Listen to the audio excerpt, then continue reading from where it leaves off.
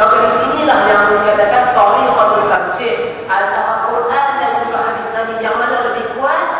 Al-Quran yang lebih kuat. Maka dipandang larangan Quran yang kata haram 4 ni saja.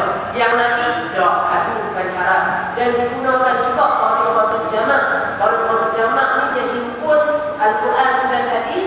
Al-Quran yang kata haram, yang hadis ni dia melarang. Tapi larangan ni takat mana dia punya batas, dia tak boleh jadi haram. Sebab kalau dia jadi haram, dia melawan Al-Quran.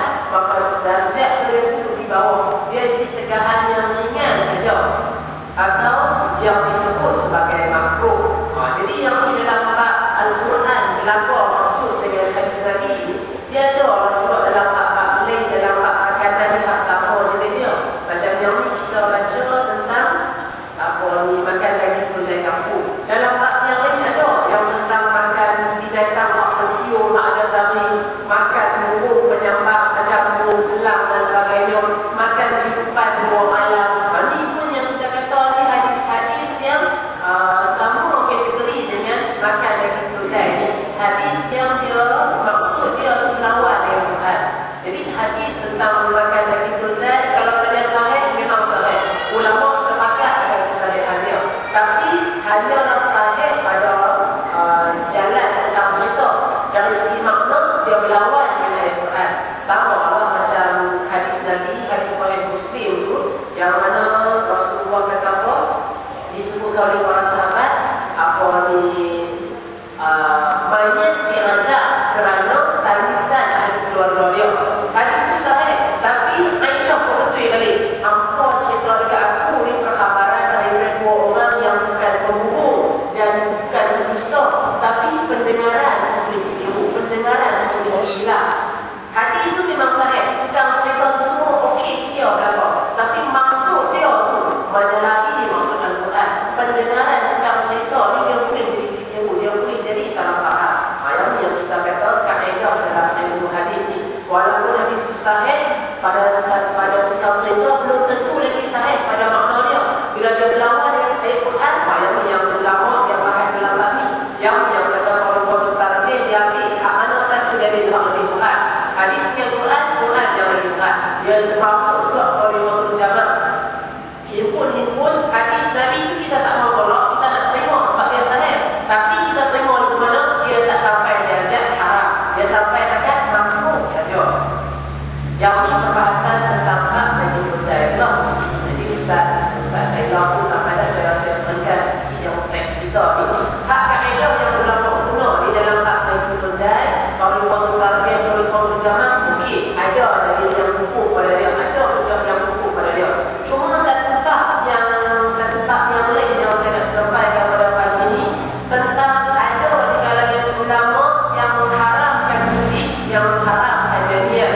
Bila mana anak-anak muda main alat-alat muzik, macam dalam silat, dalam kuih kahwin, kita main kompang, kita main seruling, kita main apa semua. Ada orang ni seruling setan, ni muzik ni haram ni. Ada yang berpandangan sekian dengan berpandukan daripada ayat Quran dan hadis-hadis. Tapi di sini yang kita nak sebut, tengok yang kita nak bawa mai tengok cerita dia.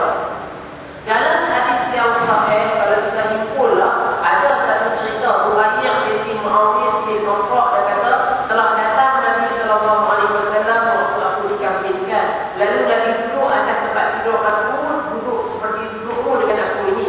Lalu mulailah beberapa orang hamba perempuan kami mengumpul gendang dan mereka menyanyi dengan memuji-muji orang yang syahid di antara bapa-bapa kami dalam perang Badar. Tiba-tiba salah seorang daripada mereka berkata, di antara kita ni ada seorang Nabi yang mengetahui apa yang akan jadi besok. Maka Nabi kata, tinggalkan percakapan ini dan nyanyilah dengan nyanyian yang engkau katakan tadi. Hadis sahih riwayat Bukhari. Jadi para hadirin, ada di kalangan ulama as-sunnah sendiri pun mengharamkan muzik ni haram, muzik ni tak boleh. Jadi sebenarnya dalam bab muzik kita tengok, kita himpun semua dalil-dalil dalam bab ni, baru kita buat pertimbangan yang adil. Kalau kita perhati tengok dalam hadis ni Sahih Bukhari ni, waktu di majlis perkahwinan tu, ada hamba-hamba perempuan yang juga hindang, dia menyanyi ni apa? Dia puji orang yang syahid di medan perang Badar tu. Bila dalam bentuk nyanyi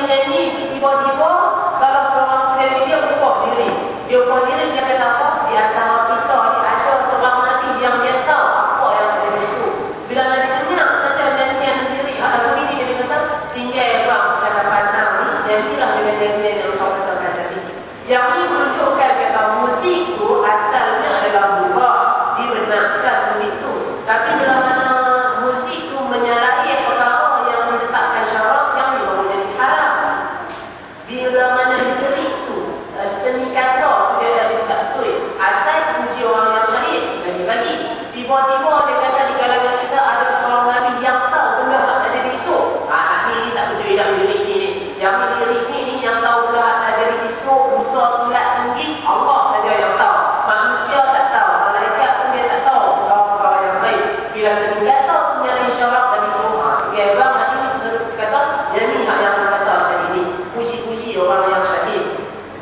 Demikian juga bila mana Aisyah ni dia serahkan dia kahwin dia seorang wanita kepada lelaki bangsa Ansar, Nabi kata, tak ada apa dekat hampa ni permainan musik-musik, serupa gendang dan sebagainya.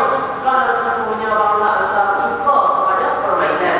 Di sini yang kita dah sebutkan bahawa musik ataupun nyanyian yang sebenar dia tak haram. Yang haram tu bila mana dia menyalahi adat-adat syarak. Seni kata tu seni kata yang kita kata menyalahi syarak. Nyanyian yang ada unsur-unsur kemaksiatan pada dia, yang ni yang dilarang. Jadi tentang tak makan daging keledai, bila mana hadis tu menyalahi Al-Quran, kaedah-kaedah yang ulama bawa, itu dalam masalah apa, kita nampak punca dia yang hukum. Tapi dalam bab nyanyian di para hadirin, kita nak mengharapkan nyanyian sebab ada ayat Quran. Ayat Quran itu yang senang, dia bukan cerita tentang apa umum, dia bukan cerita tentang khusus yang nak kata haramnya nyanyian secara mutlak dah. Sebab kalau kita perhati hadis daripada Rasulullah, hadis-hadis yang lain menunjukkan bahawa nyanyian yang dibenarkan itu adalah nyanyian yang tak menyalahi syarak. Musik itu adalah sesuatu yang dianjurkan, dibenarkan dalam Islam. Cuma dikira lagi bukan kita agung-agungkan sangat musik ni. Boleh kita nak main musik waktu perayaan, waktu ada perayaan atau apa, asalkan dia tak menyalahi syarak. Jadi dalam bab musik tu, bila kita masuk dalam kitab nikah, dalam kitab Bulughul Maram, kita akan jelaskan insya-Allah. Cuma di sini dalam bab daging keledai, ada ulama kata haram, ada ulama kata makruh, ada ulama bawa kaedah sekian, ada ulama bawa kaedah sekian. Kalau kita bahasa ragu-ragu, kita bahasa rupa-rupa, senang kata kita tak boleh makan daging keledai itu. Tapi kalau tanya tentang kaedah ilmiah, macam mana hukum daging keledai kampung ni, malam itulah ceritanya sebagaimana yang orang ulama sebutkan. Jadi di sinilah setakat ini dulu yang